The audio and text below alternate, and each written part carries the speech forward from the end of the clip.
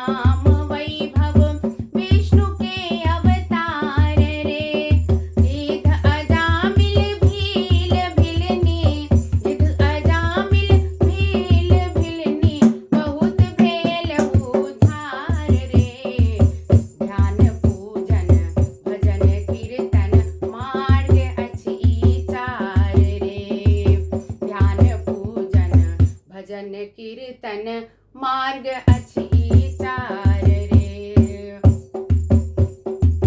राम सेवा कयल हनुमत सकल जग परचार रे। राम सेवा कयल हनुमत सकल जग परचार रे। छैठ अमर ते आई धरियो, छैठ अमर ते आई धरियो, अंजनी सुत कुमार रे। ध्यान पूजन भजन कीर्तन मार्ग अछि चार रे। ध्यान पूजन भजन कीर्तन मार्ग अछि चार रे।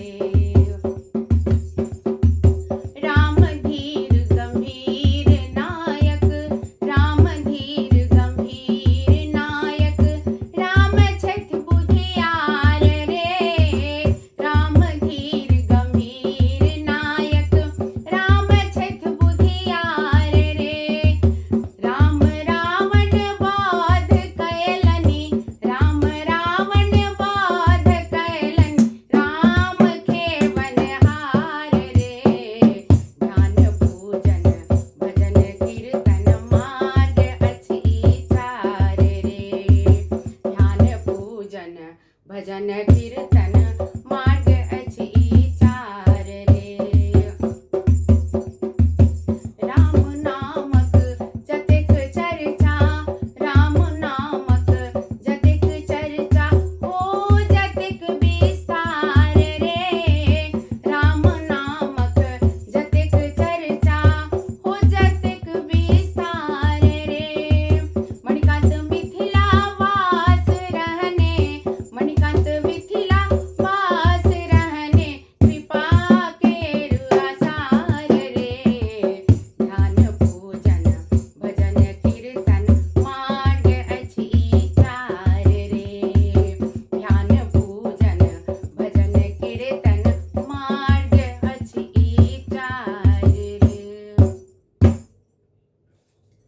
केहन लागल अहाँ सबके ई गीत से अवश्य बतायब, चूँकि एही में भजन कीर्तन ई सब चीज आयल छै शब्द, ते हम अपना आप के रोकि नहीं सकलहुँ आ अपन ढोलक आ घुंघरू के संग में गीत लऽ कऽ आबि गेलहुँ। चलू बहुत बहुत धन्यवाद अहाँ सबके। जय श्री राम।